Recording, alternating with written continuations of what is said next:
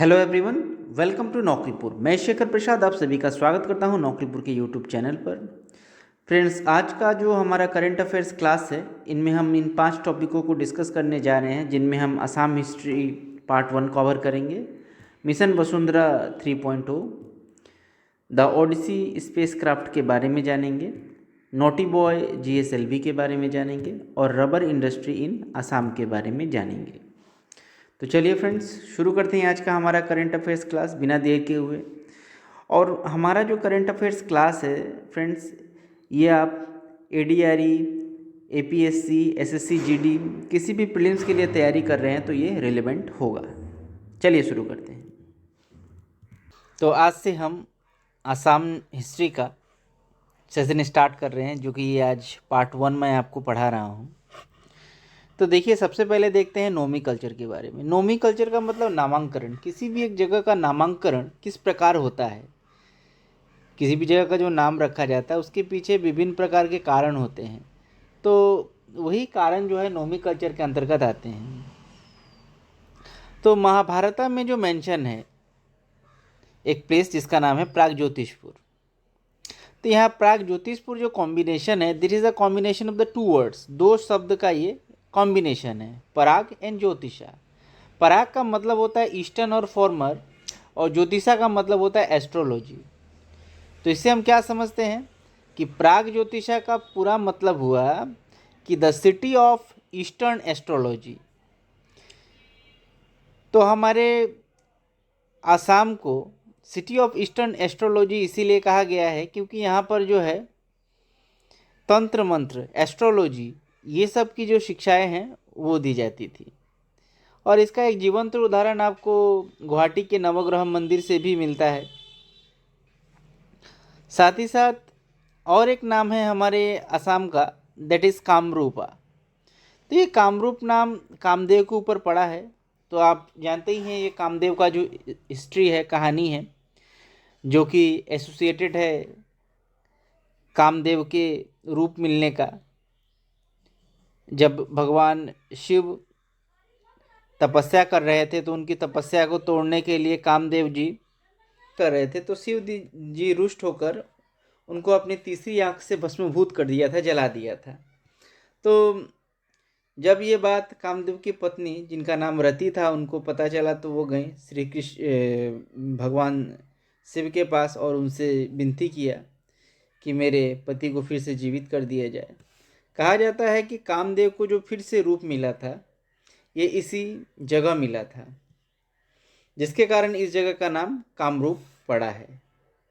और एक तीसरा नाम भी, अहोम जो हमारे जनजाति है, उनके द्वारा ये असम नाम रखा गया था। असम जो है अजोग सम, ऐसा माना जाता है, अजोग सम जिसका मतलब होता है अनइक्वल, अजोग सम जिसका मतलब होता है अनइक्वल।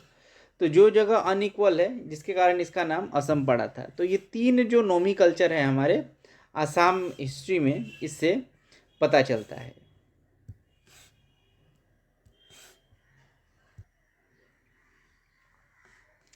महिरंग दानव, जो कि फाउंडर है दानवा डायनेस्टी के,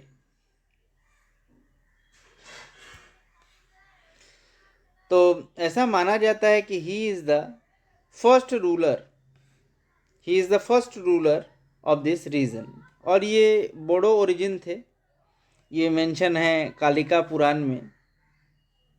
और इसी महिरंग दानव जी के ऊपर माइरोंग पर्वत, ये माइरोंग पर्वत भी पड़ा हुआ है। ये माइरोंग पर्वत आप शायद गुवाहाटी और शिलोंग अगर आप कभी गए हो तो इसके बीच में पड़ने वाला एक जगह है माइरोंग पर्वत। तो ये जो लेगेसी है महिरंग दानव के बाद उनके पुत्र हटकासुर, सांबासुर, रत्नासुर और घटकासुर, ये जो घटकासुर थे, इनको इनकी मृत्यु के बाद नारकासुर के द्वारा रिप्लेस किया गया। सो ये इम्पॉर्टेंट है, who was the first ruler, non ruler, that is Mahirang Danav. और महिरंग दानव की जो ये लेगेसी थी, और लास्ट रूलर घटकासुर के बारे में, और उनको रिप्लेस करते हैं नरकासुर।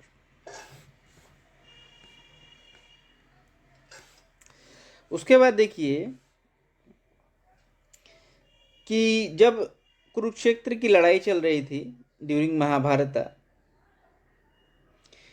तो ये कौरवा के तरफ से लॉर्ड कृष्णा के अगेंस्ट में, ठीक है, ये नरकासुर युद्ध कर रहे थे और he was the killed by the lethal arrow of arjuna. और प्राणघाती बाण के द्वारा अर्जुना की इनकी मृत्यु होती है। और दिघुली पुखुरी, आपको तो पता ही है गुवाहाटी में दिघुली पुखुरी है, तो ये स्वयंवर ऑफ हिज डॉटर, तो नरकासुर का जो डॉटर है जिसका नाम था भानुमति, उनके मैरिज से रिलेटेड है, उनकी शादी से रिलेटेड है, स्वयंवर से रिलेटेड है। उसके बाद अश्वमेधा पर्वा के बारे में मिलता है महाभारता में, जिसमें वज्रदत्ता के बारे में लिखा हुआ है। उसको भी अर्जुन ने हराया था बैटल में। और ये जो जानकारी है निदानपुर इंस्क्रिप्शन, जो कि भास्कर बर्मन के द्वारा ये किया गया था, निदानपुर इंस्क्रिप्शन में इसके बारे में जानकारी मिलती है। उषा और अनिरुद्ध के बारे में,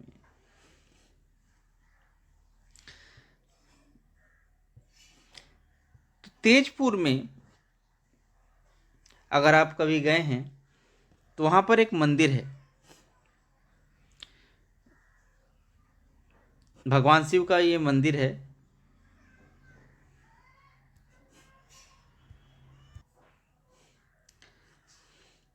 तो तेजपुर में जो मंदिर है उसका नाम है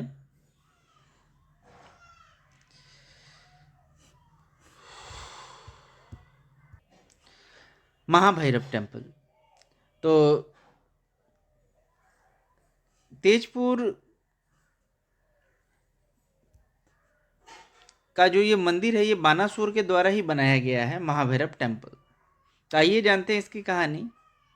तो कृष्ण के नाती अनिरुद्ध और बानासुर की जो डॉटर है, बेटी है उषा,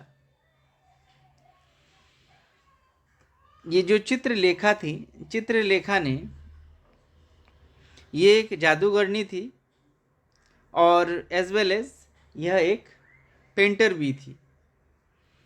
तो जब उषा एक रात सो रही थी तो उनको स्वप्न में एक बहुत सुंदर राजकुमार का स्वप्न आया और उन्होंने अपने फ्रेंड चित्रलेखा को इसके बारे में बताया और उन्होंने उनके कहे अनुसार एक पेंटिंग बनाई और उस पेंटिंग में जो छवि आई वो अनिरुद्ध की थी और अनिरुद्ध जो कि कृष्ण के नाती थे। चित्रलेखा के द्वारा ये जो मैसेज है वो भिजवाया गया अनिरुद्ध के पास और अनिरुद्ध जब आए तो उनको जो है बानासुर ने बंदी बना लिया। और उसके बाद यह जो इन्फॉर्मेशन है लॉर्ड कृष्णा को, यानी हमारे भगवान श्री कृष्ण को पता चला इस इंसिडेंट के बारे में, तो युद्ध करने के लिए वो इस जगह पर आए। और साथ ही साथ बानासुर, क्योंकि वो भगवान शिव का भक्त था और उसके साइड से भगवान शिव थे, तो देखिए कृष्ण को हरि भी कहा जाता है, हरि प्लस इधर जो भगवान शिव युद्ध कर रहे हैं वो है हर, तो इसीलिए इस लड़ाई का नाम पड़ा हरिहर युद्ध। और ये जो जगह है सोनितपुर, सोनितपुर की जो माटी है ये पूरे इस युद्ध के बाद पूरी नगरी जो है लाल हो गई थी, जिसके कारण इस जगह का नाम पड़ा सोनित। सोनित का अर्थ होता है रक्त, खून, ब्लड संस्कृत में, और पुर का मतलब होता है जगह, तो खून से सना हुआ जगह, इसका मतलब ये है। तो हालांकि इस युद्ध में भगवान श्री कृष्ण की विजय हुई और लास्ट में अनिरुद्ध का उषा के साथ विवाह हुआ। तो ये कहानी है हरिहर युद्ध की, उषा और अनिरुद्ध के विवाह के बारे में।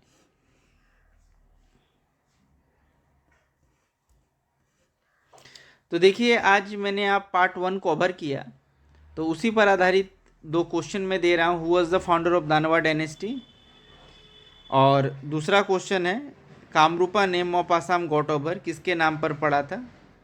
तो ये 2 क्वेश्चन का आंसर आप कमेंट सेक्शन में ज़रूर लिखिएगा।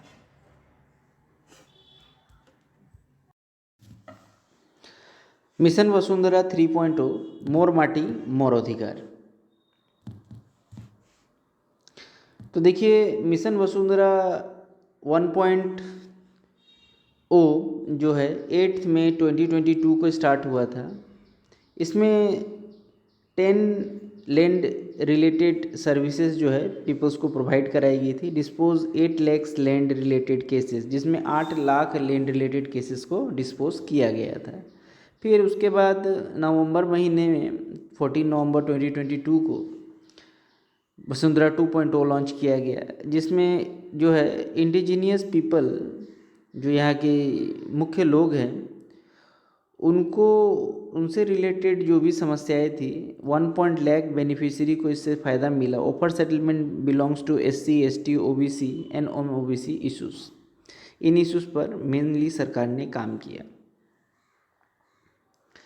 तो offer of the settlement of the land right people living in the last 3 generations, तो जो 3 जनरेशन से पीपल यहीं पर रह रहे हैं, the result of which people belonging to the tea adivasi community is suffered, जिसके कारण ये 3 जनरेशन से रहते आ रहे टी चाय जनजाति और आदिवासी जनजाति जो है वो लोग सफ़र कर रहे हैं। तो सरकार ने एक ऑर्डर एड्रेस किया है मिशन वसुंधरा 2.0 के द्वारा कि जितने भी प्रॉब्लम सॉल्व हुए हैं उसके बाद सरकार ने इस साल बजट में फिर से मिशन वसुंधरा 3.0 के लिए बजट धार्य किया है।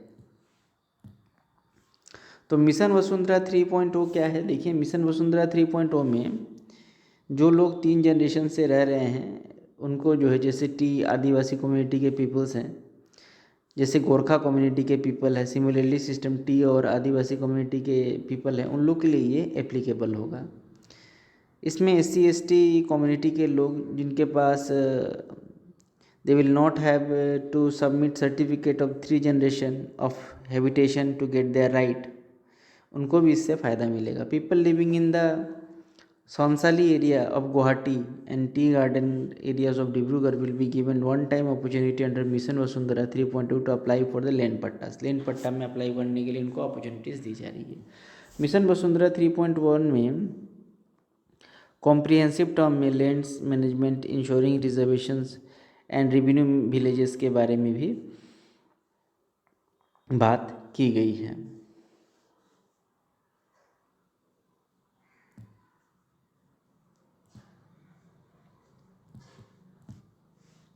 तो यहाँ पर मिशन वसुंधरा से रिलेटेड 2 क्वेश्चंस है। मिशन वसुंधरा 1.0 जो है कब लॉन्च किया गया था?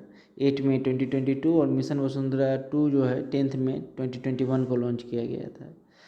तो इसमें से ओनली स्टेटमेंट A ट्रू है, ओनली B ट्रू है, या बोथ आर करेक्ट है, और नन ऑफ दिस। तो आपको इसमें से कौन सा सही जवाब है आपको कॉमेंट सेक्शन में बताना है।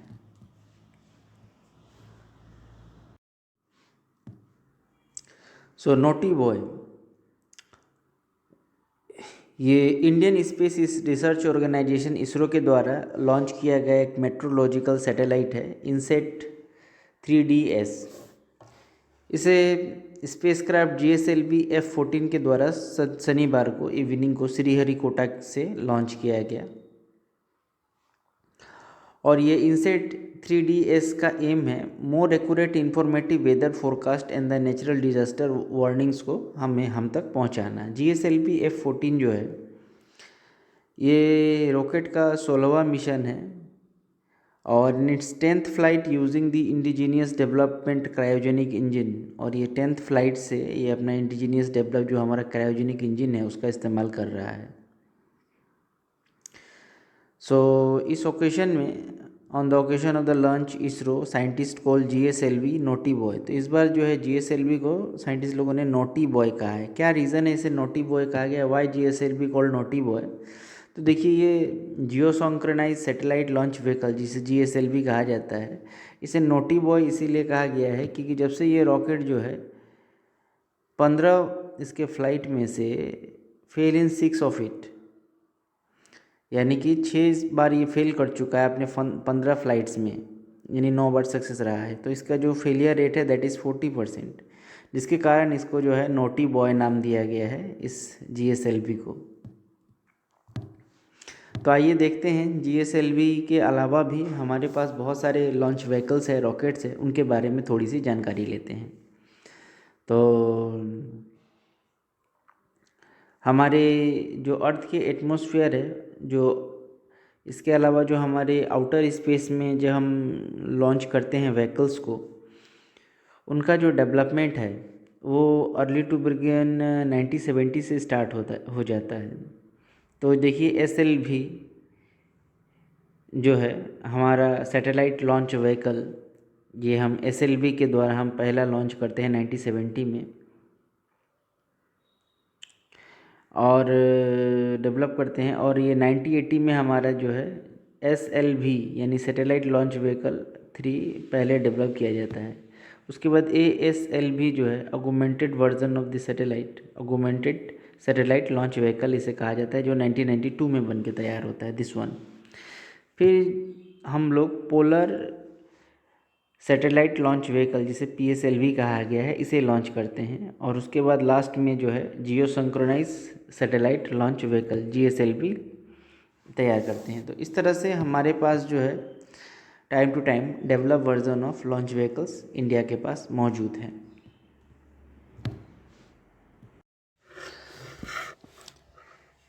रबर प्लांटेशन, तो देखिए रबर कल्टीवेशन जो है हमारे इंडिया का जो रैंक है रबर प्रोड्यूसिंग में, वो फोर्थ लार्जेस्ट कंट्री है हमारा भारत रबर प्रोडक्शन में। तो थाईलैंड जो है फर्स्ट है, उसके बाद ब्राज़ील है, फिर चाइना है, and India is the fourth. India जो है हमारा फोर्थ हाईएस्ट प्रोडक्शन करता है रबर का। जो हमारे इंडिया में मेन रबर प्रोड्यूसिंग स्टेट्स हैं, दीज आर केरला, तमिलनाडु। इसी चीज़ को नज़र में रखते हुए रबर प्रोडक्शन को और बढ़ाने के लिए हमारे भारत सरकार ने 2019 में नेशनल रबर पॉलिसी लेकर आई थी। सो ये नेशनल रबर पॉलिसी 2019 क्या है? तो जो डिपार्टमेंट ऑफ कॉमर्स है उसने नेशनल रबर पॉलिसी 2019 को इंट्रोड्यूस किया था। तो डिपार्टमेंट ऑफ कॉमर्स याद रखिएगा। तो इस पॉलिसी का जो मेन एम था, इसका मेन एम था increasing the rubber production in the north east India, क्योंकि हमारे नॉर्थ ईस्ट इंडिया में बहुत ज़्यादा पोटेंशियल है रबर कल्टीवेशन का, रबर उत्पादन का हमारे नॉर्थ ईस्ट में बहुत ही ज़्यादा स्कोप है। इसी को नज़र में रखते हुए हमारे भारत सरकार ने नॉर्थ ईस्ट इंडिया में रबर प्रोडक्शन को बढ़ाने के लिए जोर दिया था। ऐसा क्यों है कि हमारे नॉर्थ ईस्ट में रबर प्रोडक्शन ज़्यादा हो सकता है? क्योंकि यहाँ का जो क्लाइमेट है, हमारे यहाँ का जो क्लाइमेट है, आपको पता ही है यहाँ का जो क्लाइमेट है हॉट एंड ह्यूमिड है। थोड़ा सा यहाँ पर बारिश की मात्रा भी अच्छी खासी होती है, साथ ही साथ गर्मी भी ठीक ठाक पड़ती है, जिसके कारण रबर प्रोडक्शन जो है, इसका जो क्वालिटी है, पोटेंशियल है, हमारे नॉर्थ ईस्ट में काफ़ी बढ़ जाता है।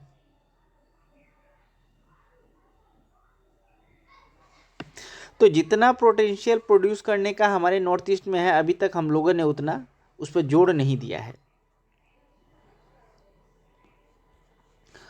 तो इसीलिए हमारे भारत सरकार ने इंडिया का नॉर्थ ईस्ट में 2018-19 में नॉर्थ ईस्ट को 94,430 टन्स नेचुरल रबर प्रोड्यूस करने का एक टारगेट दिया था, जो कि ऑलमोस्ट 8% होता है total production of rubber in our country, हमारे कंट्री का। अगर नॉर्थ ईस्ट इंडिया की बात करें तो हमारे त्रिपुरा में लार्जेस्ट प्रोड्यूसर स्टेट है रबर का, हमारा त्रिपुरा। तो त्रिपुरा जो है second rubber capital of India declare करने की बात चल रही है after Kerala. Kerala is the first rubber capital of India, and then Indian rubber board ने डिसीजन लिया है कि second rubber capital of India इसको बनाया जाएगा। So which north eastern state has potential to become the second rubber capital of India? Answer will be Tripura. Very very important for this year APSC and all the exams that you are giving.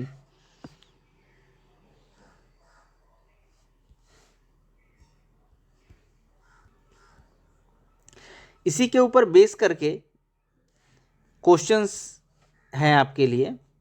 सो यहाँ पर statement दिए हुए हैं, 1 2 3 statement है और उसी के आधार पर ऑप्शंस है। तो 1 नंबर स्टेटमेंट है, India third largest natural rubber producer after Indonesia and Brazil, पहला स्टेटमेंट है। दूसरा है, Sikkim is the biggest producer of rubber in India. और थर्ड स्टेटमेंट है, most important condition for the growth rubber trees is the low temperature. तो इनमें से कौन सा जो स्टेटमेंट है वो करेक्ट है? 1 and 2 only, 3 only, 2 and 3 only, none of the above. तो इसका जवाब आपको कमेंट सेक्शन में लिखना है। अगर आप इस वीडियो को देख रहे हैं तो इसका जवाब आप कमेंट सेक्शन में ज़रूर लिखिएगा। First commercial company to do soft landing on the moon. तो देखिए, ये जो ओडिसी स्पेसक्राफ्ट है, ये इनिशिएटिव मशीन IM जो है, ये सक्सेसफुली सॉफ्ट लैंडिंग कर चुका है मून के सरफेस पर। और ये फर्स्ट कॉमर्शियल वेंचर है जो सक्सेसफुली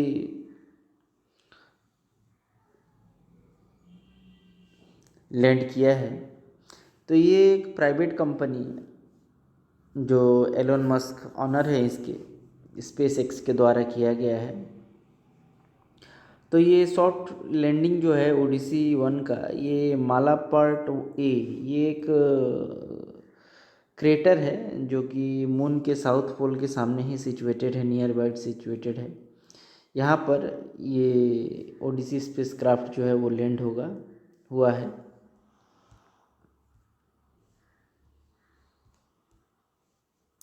सो ओडिसी स्पेसक्राफ्ट को ले जाने वाला जो SpaceX का रॉकेट है, जिसका नाम है फैल्कॉन 9। सो ये इनिशिएटिव मशीन जो है, इस स्पेसक्राफ्ट को डिज़ाइन किया गया है नोवा C के द्वारा। ये एक हेक्सागोनल सिलेंडर है, इसमें 6 लेग्स है, 14 फीट है और 5 फीट वाइड है।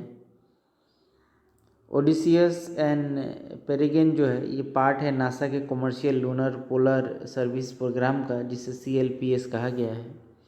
नासा का जो कमर्शियल लूनर पोलर सर्विस है, ये पार्ट है ये एजेंसी ऑफ आर्मेंटिस प्रोग्राम का, which is seek to be return the astronaut to the moon over the next few years. तो ये नासा का जो लूनर पोलर सर्विसेज है, ये ऐसा आशा किया जा रहा है कि एस्ट्रोनॉट जो है कुछ सालों में एक रॉकेट के द्वारा जाके उससे रिटर्न होने का काम भी उसी के द्वारा किया जाएगा। और ये CLPS सर्विसेज जो कि SpaceX के रॉकेट फैल्कॉन 9 के द्वारा चलाया जा रहा है, ये अपने आप में एक बहुत ही अद्भुत मिशन है किसी भी प्राइवेट कंपनी के द्वारा।